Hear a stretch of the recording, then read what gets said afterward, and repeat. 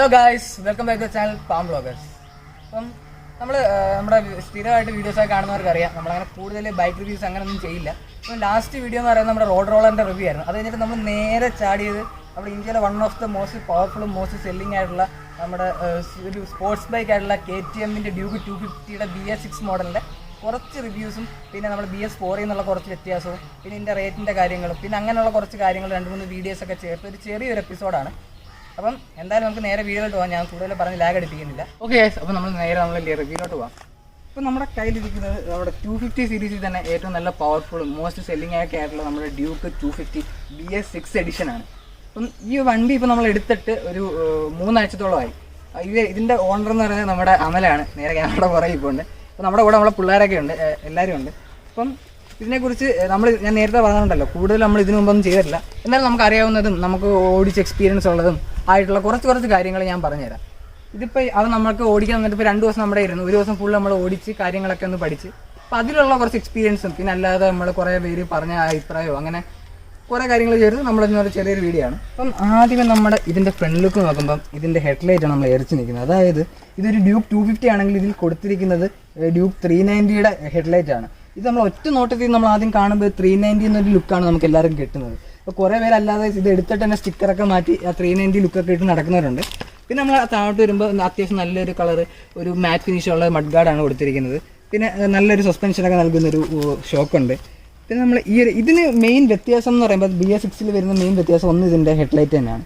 പിന്നെ വരുന്നതെന്ന് പറയുമ്പം നമ്മുടെ ഈ കാണുന്ന നമ്മുടെ ഗ്രാഫിക്സ്. ഇപ്പോൾ ഡ്യൂക്കിൻ്റെ ഈ ഒരു എഡിഷനിൽ 2 കളർ വേരിയൻ്റാണ് വരുന്നത്. അതായത് ഒന്ന് നമ്മുടെ മാറ്റ് ബ്ലാക്കും പിന്നെ ഒന്ന് സിൽവറും വരുന്നുണ്ട്. സിൽവർ ആകുമ്പം ഇവിടെയും സിൽവർ വരും, ഈ ഒരു ഗ്രാഫിക്സും സിൽവർ വരും. ഇതിപ്പം നമ്മുടെ ബ്ലാക്കും ഓറഞ്ചും ഉള്ള ഒരു ഗ്രാഫിക്സാണ്. ഈ ഒരു ഗ്രാഫിക്സും നമ്മുടെ ഈ BS6 എഡിഷനിലെ പ്രത്യേകതയാണ്. പിന്നെ നമ്മൾ ഇങ്ങോട്ട് വരുമ്പം എൻജിൻ സൈസ് അങ്ങനെ ചേസിലോട്ടൊക്കെ വരുമ്പം ബാക്കി എൻജിൻ്റെ സൈസും അങ്ങനെയൊക്കെയുള്ള കാര്യങ്ങളൊക്കെ വലിയ വ്യത്യാസമൊന്നും ഇല്ലാതെ തന്നെ കൊടുത്തിട്ടുണ്ട്. പിന്നെ ഇതിൻ്റെ ഏറ്റവും മെയിൻ വ്യത്യാസം എന്ന് പറയുന്നത് പഴയ BS4 എഡിഷനിലായിരുന്നെങ്കിൽ നമ്മുടെ ഈ ഒരു എക്സോസ്റ്റ് വരുന്നത് നമ്മുടെ എൻജിൻ്റെ ഈ സൈഡിൽ കൂടെയാണ്, ആ ലെഫ്റ്റ് സൈഡിൽ കൂടെ വരും. ആ ഒരു സമയത്ത് നല്ല രീതിയിൽ ഹീറ്റ് നമ്മുടെ ഈ കാലിൻ്റെ തൈ ഭാഗത്തൊക്കെ നമുക്ക് ഭയങ്കരമായിട്ട് അനുഭവപ്പെടും. പക്ഷേ ഇപ്പോഴത്തെ പുതിയൊരു മോഡൽ വരുമ്പോൾ ഈ എക്സോസ്റ്റ് നേരെ എൻജിൻ്റെ അടിയിൽ കൂടെ തന്നെ ഈ ഒരു ഇതിൽ കൂടെയാണ് വരുന്നത്. പക്ഷേ ഇതിൻ്റെ ഒരു ഡ്രോബാക്ക് എന്ന് പറയുന്നത് നമ്മൾ ഇത് ഓടിച്ചു പോകുന്ന സമയത്ത് നമുക്ക് ഈ നല്ല വെയിറ്റ് ഉള്ള ഒരാളോ അല്ലെങ്കിൽ നല്ലൊരു ഹമ്പിലോ ഒക്കെ തട്ടുമ്പോൾ ചില സമയത്ത് ഇതിനകത്ത് അടി തട്ടാൻ ചാൻസ് ഉണ്ട്. ഗ്രൗണ്ട് ക്ലിയറൻസ് ചെറുതായിട്ട് കുറഞ്ഞിട്ടുണ്ട്. പിന്നെ അതാണ് ഇതിൻ്റെ ഒരു മെയിൻ പ്രത്യേകത എന്ന് പറയുന്നത്, സൈഡിൽ ബാക്കിൽ കൂടെയുള്ള അതായത് താഴേക്കൂടുള്ള ഇതിൻ്റെ എക്സോസ്റ്റ്. അപ്പം നമ്മൾ ബാക്കിലോട്ട് വരുമ്പോൾ നമ്മൾ കാണുന്നതെന്ന് പറയുന്നത് 5 ലെയർ അഡ്ജസ്റ്റബിൾ മോണോഷോക്കാണ് കാണുന്നത്. അതും അത്യാവശ്യം നല്ല രീതിയിൽ തന്നെ അതിൻ്റെ കളറും വൈറ്റ് ഇതൊക്കെ കൊടുത്തിട്ടുണ്ട്. പിന്നെ നമ്മൾ പൊതുവേ കാണുന്നതിനൊക്കെ തന്നെ ഇതിൻ്റെ ചേസിൻ്റെ കളർ ഇവിടെ ഓറഞ്ചാണ്. ഇതിപ്പോൾ നമ്മൾ മറ്റേ സിൽവർ എടുത്താൽ തന്നെയും ഈ ഒരു കളർ ഇതേ കണക്ക് തന്നെ നിൽക്കും. പിന്നെ ബാക്കിലെ ടയറിൻ്റെ ഈ ഒരു അലോയ്സിന് മാത്രം ബ്ലാക്ക് കളർ വരും. പിന്നെ നമ്മൾ ഇങ്ങോട്ട് പോകുമ്പോൾ നല്ല രസമുള്ള ഒരു എക്സോസ്റ്റ് തന്നെയാണ് കൊടുത്തിരിക്കുന്നത്. അതുകൂടാതെ ഇതിൻ്റെ ടയറിൻ്റെ കാര്യം നമ്മൾ എടുത്ത് പറയണം. അതായത് ഇത് 150 mm ടയറിൻ്റെ ഇതാണ് കൊടുത്തിരിക്കുന്നത്. പക്ഷേ ഇതിന് കോർണർ ചെയ്യുമ്പോഴൊക്കെ കുറച്ച് സീനുണ്ടെന്നൊക്കെ പറയും, നമ്മൾ ചെയ്തില്ല ഇതുവരെ. നെക്സ്റ്റ് നമ്മളിതിൻ്റെ ബാക്കിലോട്ട് വരുവാണെങ്കിൽ ഇതിൻ്റെ ബാക്ക് ലുക്ക് മാരക ലുക്കാണ് KTM കൊടുത്തിരിക്കുന്നത്. അതായത് ഇതിൻ്റെ ആ ഒരു ബാക്ക് സീറ്റ് ഹൈറ്റും പോരാത്തതിന് അതിൻ്റെ ഫിനിഷൊക്കെയാണ് ഇതിൽ ഏറ്റവും നമ്മൾ കാണുന്നത് തന്നെ. പിന്നെ ഇവിടെ നല്ല രീതിയിലൊരു ഹോൾഡ് ഇവിടെ കൊടുത്തിട്ടുണ്ട്, ബാക്ക് സീറ്റിൽ ഇരിക്കാൻ പറ്റും, പിടിക്കാൻ പറ്റും നല്ലൊരു ഹോൾഡും. പിന്നെ ഇതിൻ്റെ താഴെ തന്നെ മനോഹരമായിട്ടുള്ള ഒരു LED ടെയിൽ ലാമ്പും അതിൻ്റെ താഴെ തന്നെ നല്ലൊരു LED ഇൻഡിക്കേറ്റേഴ്സും കൊടുത്തിട്ടുണ്ട്. പിന്നെ താഴത്തെ കാര്യം പറയുകയാണെങ്കിൽ ഇതൊരു വൈഡായിട്ടുള്ള മഡ് ഗാർഡ് ആണെങ്കിൽ പോലും ഒരു ചെറിയ രീതിയിൽ ഇതിൻ്റെ ചെളി തെറിക്കുന്നുണ്ട്. കാര്യം നമ്മൾ കഴിഞ്ഞ ദിവസം മഴയത്തിങ്ങനെ പോയപ്പോൾ തന്നെ നമ്മുടെ ബാക്കിലൊക്കെ ചെളി തെറിച്ചു. അപ്പോൾ ഇതിൽ വലിയൊരു യൂസ് ഇല്ലെന്ന് തന്നെ വേണമെങ്കിൽ പറയാം, എന്നാലും കുഴപ്പമില്ല. ഓക്കെ, അപ്പോൾ നമ്മൾ ലെഫ്റ്റ് സൈഡിലേക്ക് വരുമ്പം അത്യാവശ്യം നല്ല സേഫ്റ്റി പ്രൊവൈഡ് ചെയ്യുന്ന ഒരു സാരി ഗാർഡ് കൊടുത്തിട്ടുണ്ട്. അപ്പോൾ തന്നെ നമ്മുടെ ഗേൾസിനൊന്നും വലിയ സീൻ വരത്തില്ല അതിനകത്ത് ബാക്കിലിരിക്കുമ്പോൾ. പിന്നെ അത്യാവശ്യം നല്ല ക്വാളിറ്റിയുള്ള ഒരു ഫുഡ് ഡ്രസ്സ് കൊടുത്തിട്ടുണ്ട്. പിന്നെ ഗിയർ ബോക്സിൻ്റെ കാര്യം പറയുകയാണെങ്കിൽ അത് 6 സ്പീഡ് ഗിയർ ബോക്സ് ആണ്. പിന്നെ നമ്മൾ പൊതുവേ ഡ്യൂക്കിലെ കണ്ടുവരുന്ന കണക്കുള്ള ഒരു ക്രാഷ് ഗാർഡും പിന്നെ ലിക്വിഡ് കൂൾഡ് റേഡിയേറ്ററുമാണ് കൊടുത്തിരിക്കുന്നത്.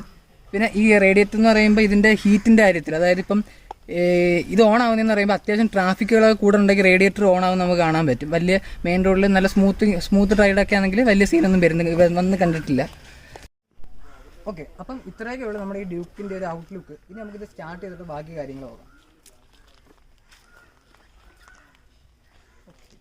അപ്പം ഈ വണ്ടിയുടെ സീറ്റ് ഹൈറ്റ് എന്ന് പറയുന്നത് തന്നെ 830 mm ആണ്. അപ്പോൾ എൻ്റെ ഹൈറ്റ് എന്ന് പറയുമ്പം 5.5, അതായത് ഒരു 168 cm എൻ്റെ ഹൈറ്റ്. അപ്പോൾ എനിക്ക് ഈ വണ്ടിയിൽ ഒരു സൈഡ് എന്തായാലും തറയിലെത്തും, ഒരു സൈഡ് ജസ്റ്റ് ടച്ച് ചെയ്യാം. ഓക്കെ, എനിക്ക് വലിയ സീനൊന്നും ഇല്ല, വണ്ടി കംഫർട്ടായിട്ട് തന്നെ ഹാൻഡിൽ ചെയ്യാനൊക്കെ പറ്റുന്നുണ്ട്.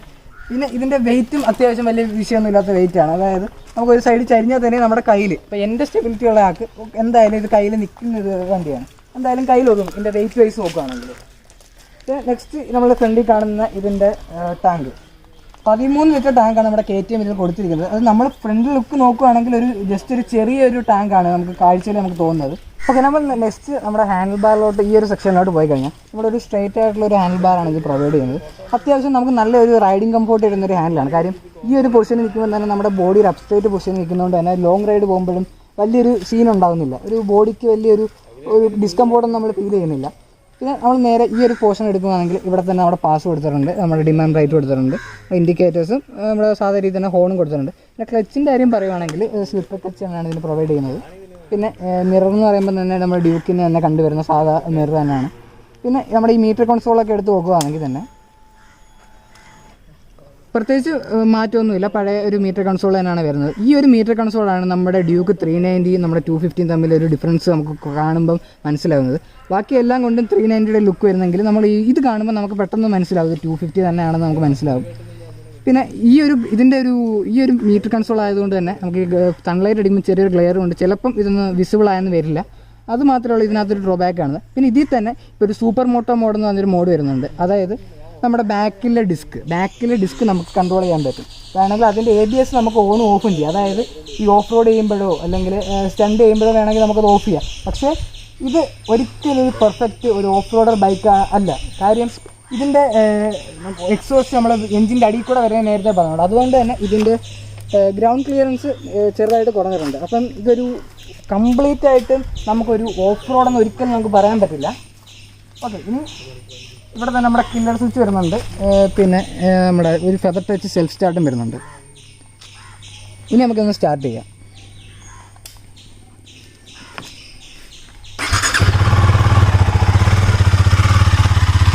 ഓക്കെ, അപ്പോൾ നമ്മൾ ഇത് സ്റ്റാർട്ട് ചെയ്യുമ്പോൾ എന്ന് പറയുമ്പോൾ നമ്മുടെ ഒരു പ്രത്യേകിച്ച് ഹാൻഡിൽ ബാറിലൊന്നും വലിയൊരു പഴയ രീതിയിലുള്ള ഒരു വൈബ്രേഷൻ ഒന്നും കണ്ടുവരുന്നില്ല.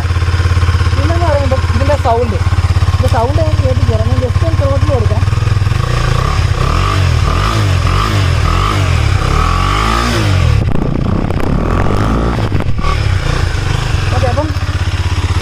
ത്രോട്ടിൽ കൊടുക്കുമ്പോഴും വലിയൊരു വൈബ്രേഷനോ ഒന്നും നമുക്ക് വരുന്നില്ല. പിന്നെ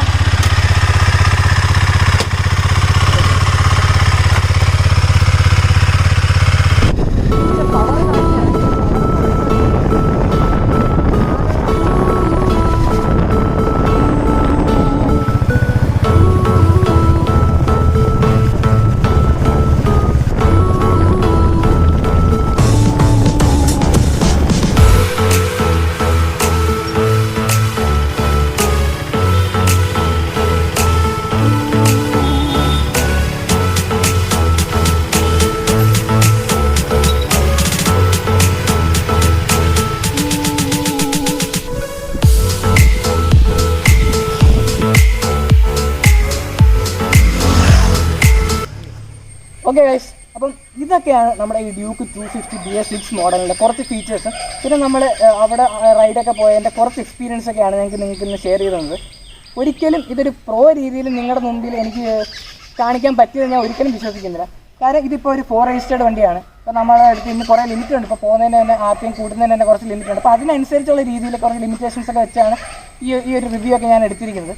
പിന്നെ അത്യാവശ്യം കുറച്ച് കാര്യങ്ങളും ഇതിൻ്റെ മെയിനായിട്ടുള്ള കുറച്ച് കാര്യങ്ങൾ ഈ ഒരു വണ്ടി ചൂസ് ചെയ്യാൻ പോകുമ്പം നിങ്ങൾ മനസ്സിലാക്കേണ്ട കുറച്ച് കാര്യങ്ങളൊക്കെ മാത്രമേ ഞാൻ പറഞ്ഞു തന്നിട്ടുള്ളൂ. ഇനി അടുത്തെന്ന് പറയുമ്പോൾ ഇതിൻ്റെ വിലയുടെ കാര്യത്തിൽ പറയുമ്പം ഈ ഒരു എഡിഷൻ ഓൺ റോഡ് റേറ്റ് എന്ന് പറയുമ്പം 263 അപ്പോൾ ഈ ഒരു റേറ്റിന് നിങ്ങൾ എൻ്റെ അടുത്ത് ഇത് വാല്യൂ ഫോർ മണി ആണോ എന്ന് ചോദിച്ചാൽ ഞാനത് പറയാൻ വലിയൊരു അർഹനല്ല. കാര്യം ഞാനൊരു സ്പോർട്സ് ബൈക്കോ അല്ലെങ്കിൽ സൂപ്പർ ബൈക്സോ കൂടുതൽ കൈകാര്യം ചെയ്യുന്ന ഒരാളല്ല. എന്നാൽ പോലും ഇവിടെ നമ്മുടെ പിള്ളേരൊക്കെ ഇതിൻ്റെ ഓണർ അമൽ എടുത്തത് തന്നെ കുറേ റിവ്യൂസൊക്കെ നോക്കിയിട്ടാണ്. അപ്പോൾ അതിൻ്റെ ഒരു എക്സ്പീരിയൻസ് പറയുകയാണെങ്കിൽ, പിന്നെ ഞാൻ ഓടിച്ച എക്സ്പീരിയൻസിലും പറയുകയാണെങ്കിൽ ഇതിൻ്റെ പവർ ഡെലിവറി, ഇതിൻ്റെ എൻജിൻ സൈഡും ഇതിൻ്റെ പെർഫോമൻസ് വെച്ച് നോക്കുകയാണെങ്കിൽ, പിന്നെ ഈ ഒരു KTMൻ്റെ 250 സീരീസിലുള്ള വണ്ടി എടുക്കുന്നവരാണെങ്കിലും ഈ ഒരു വണ്ടി എന്തായാലും വാല്യൂ ഫോർ മണിയാണെന്നേ പറയുന്നത്. കാര്യം ഇതിൻ്റെ പെർഫോമൻസ് തന്നെയാണ് എല്ലാം. അപ്പം ഇതൊക്കെയാണ് ഇതിൻ്റെ മെയിൻ ഫീച്ചേഴ്സ്. എന്തായാലും നമ്മൾ നെക്സ്റ്റ് ഒരു ബുള്ളറ്റിൻ്റെ പുതിയ ക്ലാസിക് 350യുടെ ഒരു പുതിയൊരു വീഡിയോ ആയിട്ട് നമ്മൾ വരുന്നുണ്ട്. എന്തായാലും അതൊക്കെ നമ്മൾ അടുത്ത എപ്പിസോഡിലായിരിക്കും ചെയ്യുന്നത്. എന്തായാലും അടുത്ത വീഡിയോ കാണുന്നവരെ